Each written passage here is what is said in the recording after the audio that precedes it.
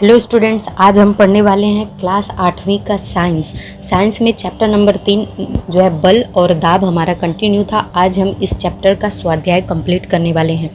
तो सभी प्रश्नों को समझने के लिए, अच्छे से जानने के लिए वीडियो को लास्ट तक जरूर देखिएगा।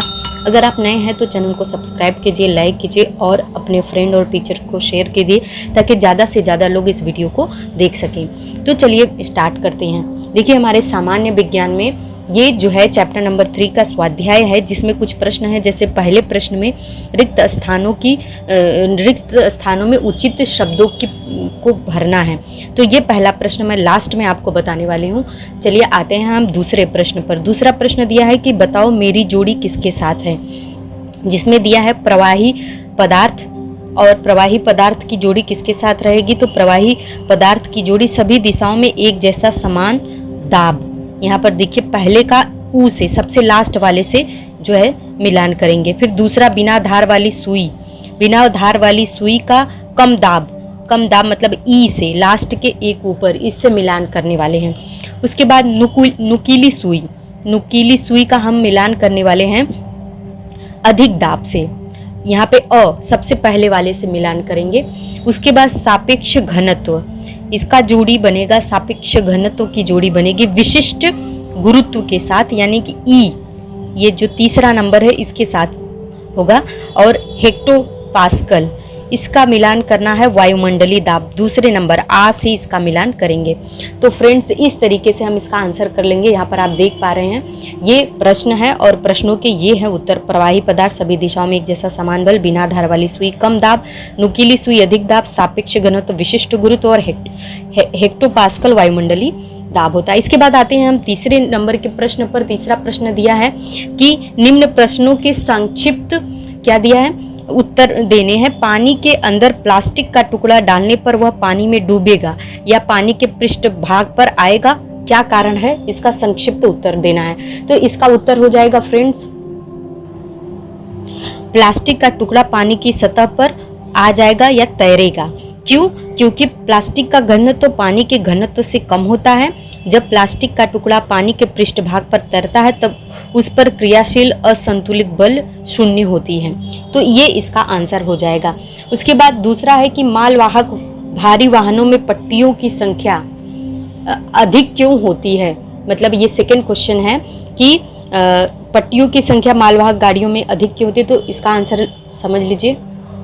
यहाँ पर देख पा रहे हैं आप कि किसी निश्चित बल द्वारा निर्मित होने वाला दाब, यहाँ पे क्या होता है, निर्मित होने वाला दाब बल लगाए गए पृष्ठभाग के क्षेत्रफल पर निर्भर करता है। अतः क्षेत्रफल जितना ही अधिक होगा, प्रयुक्त बल द्वारा निर्मित दाब उतना ही कम होगा।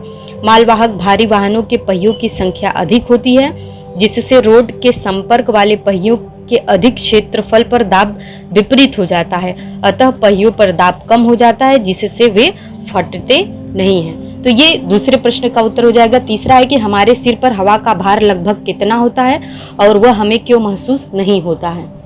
तो देख पा रहे हैं आप, इसका उत्तर होगा कि समुद्र तल पर हवा का दाब लगभग 101 × 10³ पास्कल होता है।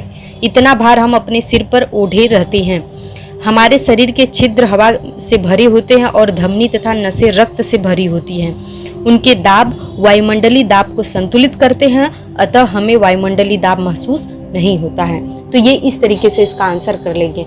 आगे बढ़ते हैं प्रश्न नंबर 4 पर। ऐसा क्यों घटित होता है, इसमें पहला प्रश्न दिया है, देख पा रहे हैं हम कि समुद्र के पानी की अपेक्षा मीठे पानी में जहाज अधिक गहराई तक डूबता है। ऐसा क्यों है, तो इसका यहाँ पे आंसर देख पा रहे हैं कि किसी पिंड पर प्रयुक्त किया गया उत्प्लावक बल द्रव के घनत्व के समानुपाती होता है, जिससे वह डुबाया जाता है।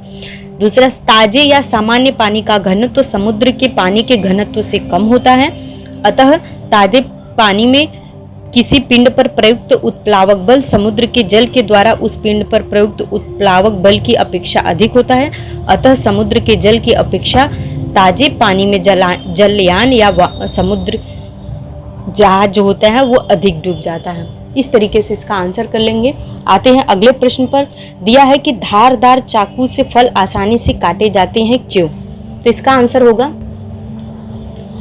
कि किसी निश्चित बल द्वारा प्रयुक्त दाब बल लगाए गए पृष्ठभाग के क्षेत्रफल के प्रतिलोमानुपाती होता है। हमें पता है कि दाब बराबर बल बटा क्षेत्रफल होता है, तो दाब जो है मतलब P is inversely proportional to 1/A होता है।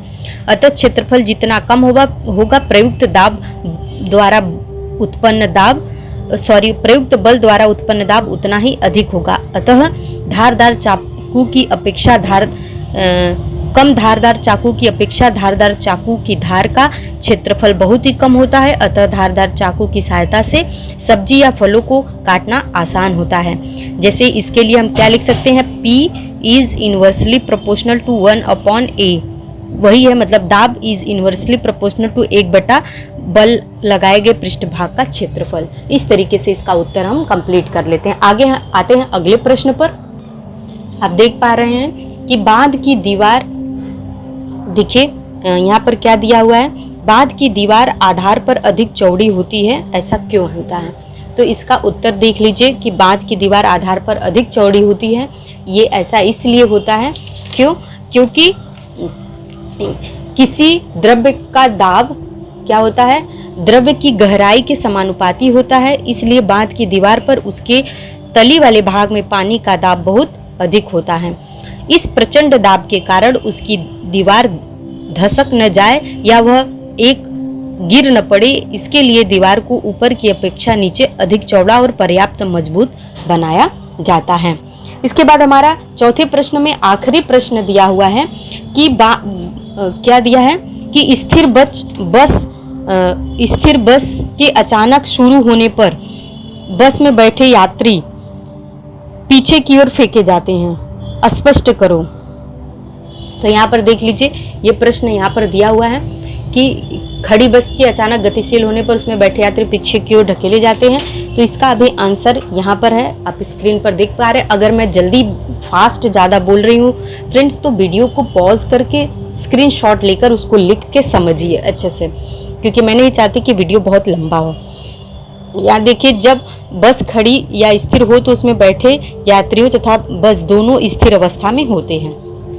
जब बस अचानक गतिशील होती है तब यात्रियों के शरीर के निचले भाग जो बस की सीट या फर्श के संपर्क में होते हैं वे बस के साथ ही गतिशील हो जाते हैं, परंतु यात्री के शरीर के ऊपरी भाग जो बस की सीट या संपर्क में नहीं होते हैं वे विरामावस्था के जड़त्व के कारण स्थिर अवस्था में बने रहते हैं, इसलिए यात्री पीछे की ओर ढकेल उठते हैं। तो इस तरीके से इसका आंसर हो जाएगा। तो इस तरीके से हमारा तीसरा और चौथा प्रश्न कंप्लीट हो जाता है।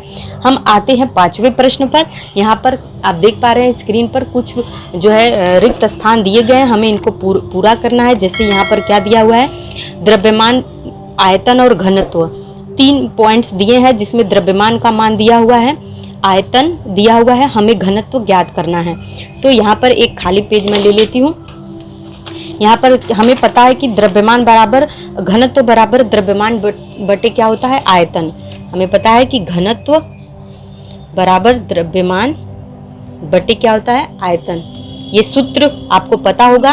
तो सवाल में क्या क्या मान दिया हुआ है, सवाल में दिया हुआ है द्रव्यमान 350 और आयतन कितना दिया हुआ है, आयतन 175।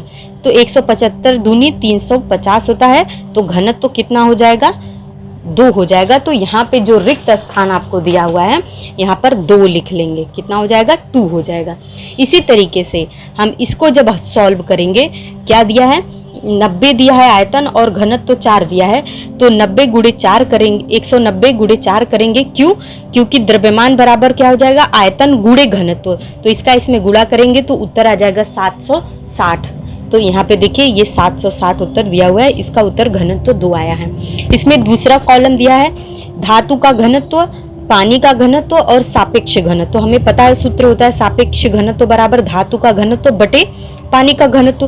तो हम क्या करेंगे, धातु का घनत्व जब पूछेगा तो पानी का घनत्व गुणे सापेक्ष घनत्व, तो 5 गुणे 10 घाते 3 इसका उत्तर आना चाहिए।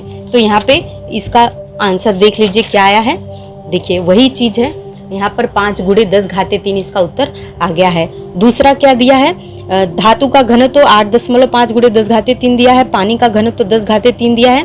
तो सापेक्ष घनत्व तो 5, धातु का घनत्व बराबर क्या, सापेक्ष घनत्व बराबर क्या होता है, धातु का घनत्व बटे पानी का घनत्व। तो 10⁻³ 10⁻³ से कैंसिल हो जाएगा, तो 8.5 इसका उत्तर आ गया है, ये यहाँ पर लिख लेंगे। तो एक और कॉलम दिया है यहाँ पर, तीसरा भार दिया है, क्षेत्रफल दिया है, दाब पूछ रहा है। तो यहाँ पे भार पूछ रहा है, क्षेत्रफल और दाब का मान दिया हुआ है, तो दाब बराबर भार बटा क्षेत्रफल वाले सूत्र से सॉल्व करेंगे। तो यहाँ पे 800 न्यूटन का भार ज्ञात होगा, और अगर यहाँ पर भार दिया हुआ है और क्षेत्रफल दिया हुआ है और दाब पूछ रहा है, तो हमें पता है दाब बराबर भार बटा क्षेत्रफल। तो 1500 में 500 से भाग देंगे तो 5 तियां 15, 3 इसका उत्तर आ जाएगा। तो इस तरीके से ये हमारा 5वां प्रश्न कंप्लीट हो जाता है। अब हम 6वें प्रश्न पर आते हैं। 6वां प्रश्न क्या दिया है, एक धातु का घनत्व क्या है 10.8 गुणे 10⁻³ kg मीटर है, तो धातु का सापेक्ष घनत्व ज्ञात कीजिए। तो इसका उत्तर आप देख पा रहे हैं यहाँ स्क्रीन पर क्या है। तो प्रश्न में क्या क्या दिया हुआ है, धातु का घनत्व कितना है 10.8 गुणे 10⁻³ दिया गया है, पानी का घनत्व 10⁻³ किग्रा पर मीटर दिया है, और पूछ क्या रहा है धातु का अपेक्षित घनत्व ज्ञात करो। तो हमें पता है कि धातु का अपेक्षित घनत्व बराबर क्या होता है, मतलब पदार्थ का, धातु मतलब क्या हो गया, पदार्थ हो गया, तो पदार्थ का अपेक्षित घनत्व बराबर होता है पदार्थ का घनत्व बटे पानी का घनत्व। तो पदार्थ का घनत्व 10.8 गुणे 10⁻³ किग्रा पर मीटर क्यूब, और पानी का घनत्व 10⁻³ किग्रा पर मीटर क्यूब पानी का घनत्व हो गया। तो ये 10⁻³ से कैंसिल हो गया, तो 10.8 जो है धातु का अपेक्षित घनत्व, ये उसका उत्तर प्राप्त हो जाएगा। इसी तरीके से 7वां प्रश्न क्या दिया हुआ है, 7वां प्रश्न देख लीजिए।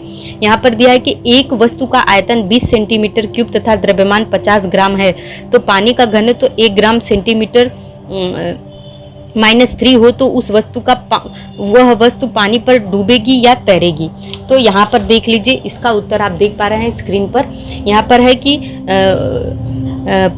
8वां प्रश्न हम देख सकते हैं। यहाँ पर दिया है कि पिंड P बराबर 50/20 दिया है, तो जब हम इसमें भाग देंगे तो 2.5 ग्राम पर सेंटीमीटर क्यूब होगा, अतः यह पानी के घनत्व से अधिक है, अतः पिंड पानी में डूबेगा। तो इस तरीके से इसका उत्तर देख लेंगे। यहाँ पर देख लीजिए, यहाँ पर 8वां प्रश्न में देखा है कि ये प्रश्न 8वां भी दिया है कि 200 ग्राम द्रव्यमान तथा 50 सेंटीमीटर क्यूब आयतन वाला कोई ठोस पिंड पानी में तैरेगा या डूबेगा। तो अगर द्रव्यमान m बराबर 200 ग्राम दिया है, वॉल्यूम आयतन 50 दिया है, तो m/v मतलब बराबर 200/50, ये 5 चौका 20 4 ग्राम होगा, अतः टुकड़े का घनत्व पानी के घनत्व से अधिक है, अतः वह पानी में डूबेगा। और यहाँ पे क्या है, अगर पानी का, जब किसी भी चीज का घनत्व अधिक रहता है पानी के घनत्व से, तो वो पानी में डूब जाता है। आखिरी प्रश्न 8वां यहाँ पर क्या दिया हुआ है वो भी देख लीजिए कि किसी 500 ग्राम द्रव्यमान वाले पिंड को प्लास्टिक के आवरण में बंद किए गए बॉक्स का आयतन 350 सेंटीमीटर क्यूब है, पानी का घनत्व 1 ग्राम सेंटीमीटर क्यूब हो, तो बॉक्स यानी खोखा पानी पर तैरेगा या डूबेगा। बॉक्स खोखे द्वारा विस्थापित किए गए पानी का द्रव्यमान ज्ञात कीजिए। तो वही जो 8वां प्रश्न अभी आपने देखा, उसी आधार पर हम क्या करेंगे, 500 मतलब कि क्या करेंगे, हम m/v करेंगे। तो हमें m का मान कितना दिया, 500 ग्राम दिया है, और v आयतन जो है 350 दिया है, तो 500/350 करेंगे, तो ये 0 0 से कट जाएगा। और क्या करेंगे,